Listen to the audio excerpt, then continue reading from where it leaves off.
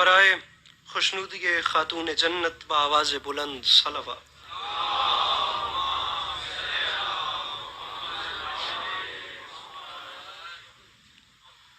اگر زحمت نہ سمجھیں تو ایک بار اور صلوات تلاوت فرمائیں۔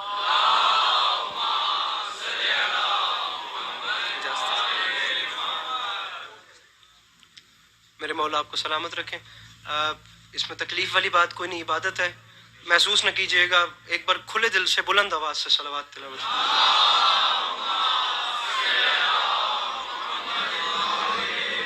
بسم اللہ جی۔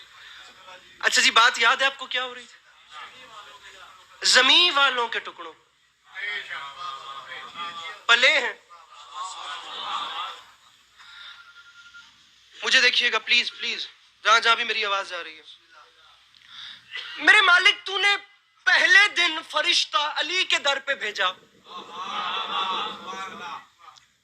اچھا آپ لوگ پتہ نہیں کیسے سنے، جیسے بھی سنے بہت اچھا سن رہے ہیں، لیکن آپ کو جو بات لطف دے ہے وہ بھی سناتا چلوں۔ حیرانی والی بات اور لطف والی بات یہ ہے کہ علی علیہ السلام کے در پہ روٹیاں وہ مانگنے آ رہے ہیں جنہیں بھوک ہی نہیں لگتی۔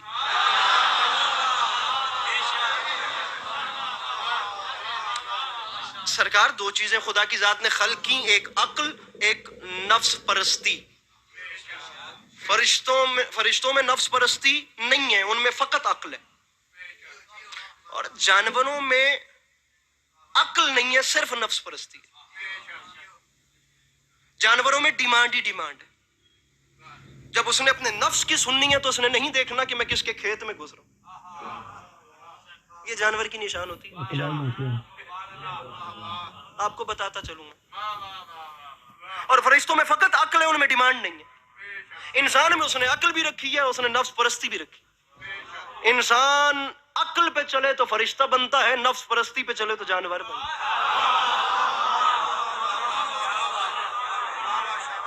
لیکن اب یقین کریں، لطف والی بات یہی ہے کہ انسان نہ درندہ بنے اور نہ وہ فرشتہ بنے، وہ صرف انسان بنے۔ فرشتہ ہونا انسان کا کمال نہیں، فرشتے تو وہی ہیں جو کل انسان کے سامنے سجدے میں پڑے۔ گزارش آپ کو میری سمجھ میں آ رہی؟ بلکہ جس نے سجدہ ہی نہیں کیا وہ فرشتہ بھی نہیں رہا، خدا نے لعین کہہ کے اپنے دربار سے نکالا۔ بات کسی اور طرف نکل رہی ہے سامعین گرامی، اور میں وہ ٹریک چھوڑنا نہیں چاہ رہا۔ نکل، خالق نے پوچھا نا کیوں نہیں جھکتا اس کے سامنے جسے میں نے بنایا اپنے دست قدرت سے۔ بابا حامد شاہ جی تھا شیطان، جملہ سنیے گا، کیوں نہیں جھکتا؟ اس نے کہا ہائے جو پیشانی تیرے آگے جھکی ہے نا وہ تیرے غیر کے آگے نہیں۔ وہاں خدا انسان جلال میں آگے اور مفہوم اطاعت کو واضح کر دیا۔ فرمایا لعین نکل میری بارگاہ سے، تو نے کیا سمجھا میری اطاعت وہ نہیں جیسے تو چاہے، اطاعت وہ ہے جیسے میں چاہوں۔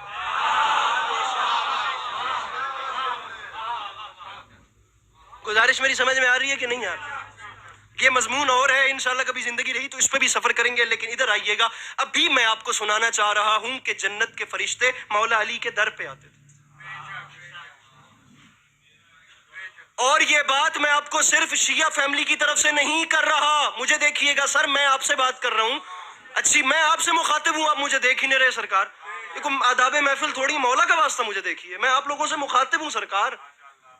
یہ صرف شیعہ نہیں مان رہے، ہمارے اہل سنت بھائیوں میں آسمان سے بڑا نام ہے شاہ عبد العزیز محدث دہلوی، انہوں نے اپنی تفسیر عزیزی میں اس آیت کو کوٹ کیا وَيُطْعِمُونَ الطَّعَامَ عَلَىٰ حُبِّهِ مِسْكِینًا وَیَتِیمًا وَأَسِیرًا۔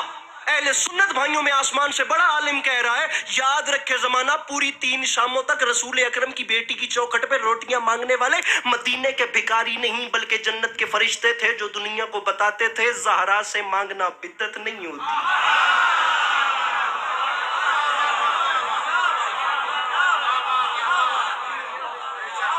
صلوات اللہ علیہ۔ تو پہلے دن فرشتے اترے، یہ ہمارے اہل سنت برادران بھی اسے تسلیم کرتے ہیں۔ اب پہلے دن فرشتے اترے، پتہ چل گیا اس دروازے کی شان کیا ہے۔ اب یہ جو میں بات کر رہا ہوں اسے زبان حال کہتے ہیں۔ میرے مالک تو نے دوسرے دن پھر فرشتہ بھیجا، تیری تخلیق میں پتا بھی بغیر کسی مصلحت کے خلق نہیں ہوا، تیری حکمت سے ہٹ کر ایک پتا بھی سرسراہٹ نہیں کرتا، تو دوسرے دن فرشتے کیوں آ گئے؟ پہلے دن مسکین بن کے، آج پھر یتیم بن کے۔ خالق کی آواز، بات بہت بڑی ہے اور مولا کی قسم اٹھا کے میں پہلے بھی حوالہ دے چکا ہوں. پورا ایک ہفتہ پہلے سرکار میں کلیجہ پھاڑ پھاڑ کے یہ باتیں کراچی میں کر بھی چکا ہوں, اور کتنی خیرات ہو چکی ہے میں نہیں بتا سکتا. میں نچھاور کرتا ہوں, میرے مولا کرم کریں گے. آپ بہت اچھا سن رہے ہیں, میرا جملہ ضائع انشاءاللہ نہیں جائے گا. میں بڑے آرام سے آپ کے دامن میں, آپ کی جھولی میں جملہ انڈیل رہا ہوں. یہ دیکھیے میرے مالک دوسرے دن فرشتہ کیوں آیا, میں سوال کر رہا ہوں. آواز آئی دوسرے دن آنے والے کا نام کیا ہے؟ میں نے کہا میرے مالک علماء متفق ہیں کہ جو دوسرے دن آیا, سرکار دعا فرمائیے گا, اس دوسرے دن آنے والے کا نام میکائیل ہے. اللہ کی آواز آئی, اس کا کام کیا ہے؟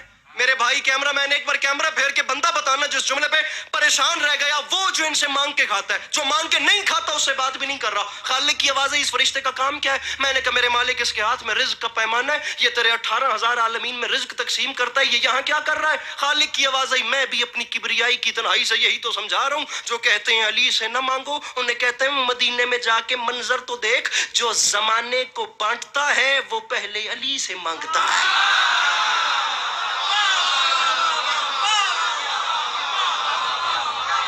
گزارش میری سمجھ میں آ رہی ہے؟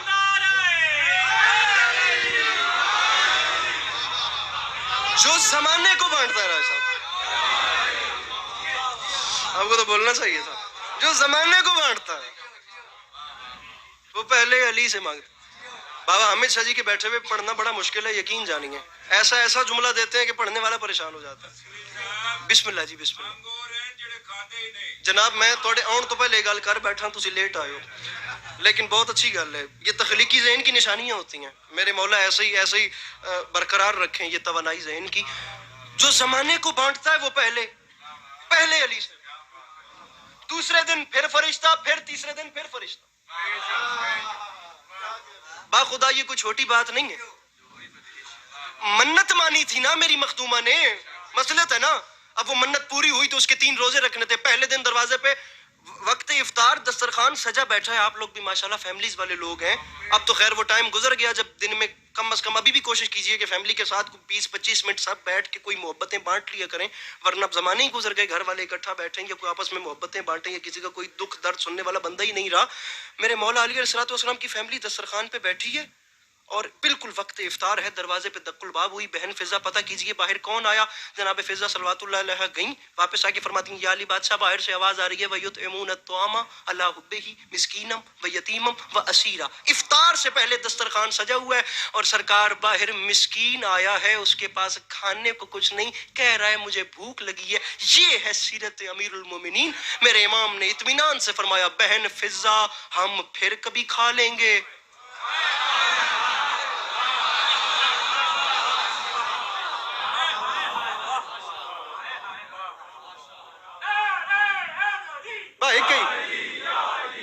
بسم اللہ.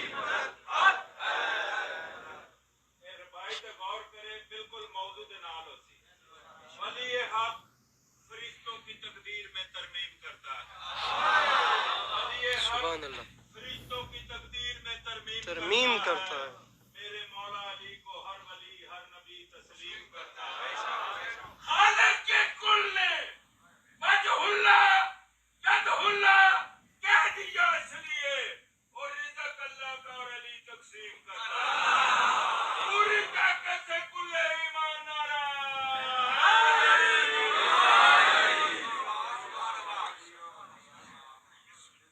گفتگو جناب یاد ہے آپ کو بات کیا ہو رہی تھی؟ بسم اللہ, ہم پھر کھا لیں گے. میں آپ نو اللہ دی قسم گل بھول گیا. ہماری روٹیاں باہر دیجیے, ہم پھر سامعین گرامی یہ ہے سیرت امیر المومنین. علی والے کو بھی ایسا ہونا چاہیے. علی والا انج نہ ہوئے کہ اونج آکھے کہ میں علی والا تے وقت افطار بندہ اپنے سکے نو ادھاری کھجور بھی نہ دے. یہ حقیقت ہے سرکار. ہم بیچارے جو ہیں نا وہ دوہرے انرجیا کا شکار ہیں. خیر 3 دن فرشتے آئے. سامعین گرامی شیعہ سنی علماء نے لکھا کہ 3 دن میں روٹیاں گئی ہیں نیچے سے اوپر 15. 5 ایک دن, 5 دوسرے دن, ایک دن یتیموں کے نام, دوسرے دن مسکینوں کے نام, تیسرے دن اسیروں کے نام. اور ہمیں جی سمجھ نہیں آتی ہے جو علی کے پاس مانگنے والے بھی کیسے تھے. سمجھ نہیں آئی. تیسرے دن اسیر آ گئے. اب دنیا نے ایک بار بھی نہیں سوچا کہ جو اسیر ہیں وہ قید خانوں میں بند ہوتے ہیں یا مدینے کی گلیوں میں ہوتے ہیں. روٹیاں 15 گئیں، آیات 30 آئیں. میں نے کہا میرے مالک تیرا وعدہ ہے میں 10 دنیا اور 70 آخرت دیتا ہوں. آخرت کا حساب آخرت میں کریں گے، 10 دنیا کا حساب دنیا میں دیکھتے ہیں. اگر تو نے 10 دنیا دینی تھی تو 15 آیات کے بدلے 15 روٹیوں کے بدلے 30 آیات کیوں دی؟ کم از کم 10 کے حساب سے دیکھا جائے تو 15 کے بدلے 150 آیتیں تو بنتی ہیں. میرے مالک یہ ذرا حساب یہاں پر 2 گنا ہے، 10 گنا نہیں. خالق کی آواز آئی تعداد بعد میں دیکھیں، تو پہلے میری آیت کا وزن کر.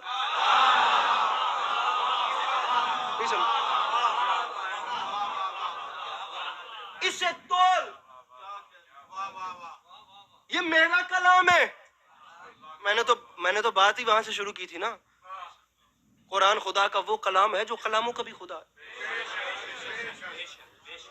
جنہیں میری گفتگو کا پہلا جملہ یاد ہے.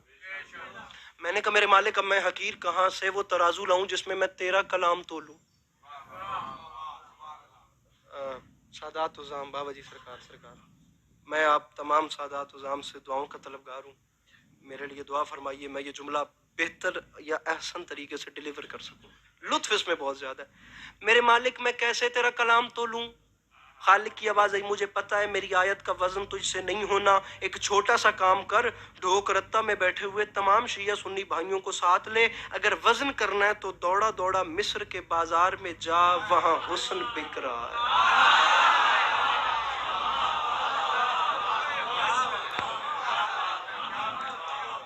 اچھا جی ہوں اسی سارے ٹرے تے اسی ٹر گئے مصر دے بازار.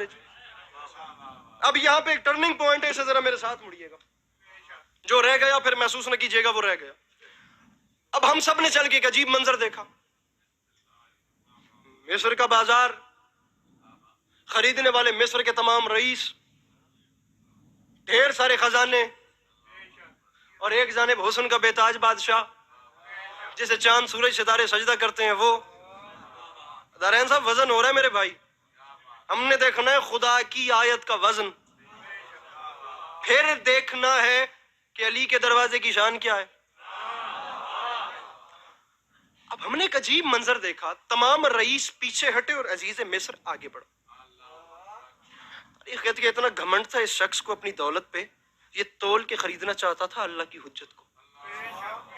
میں آدھے گھنٹے سے زیادہ پڑھ چکا ہوں، میں نے کسی بندے سے داد کے لیے نہیں کہا. میں ایک بار بھی میرے خیال ہے ممبر پہ ہاتھ نہیں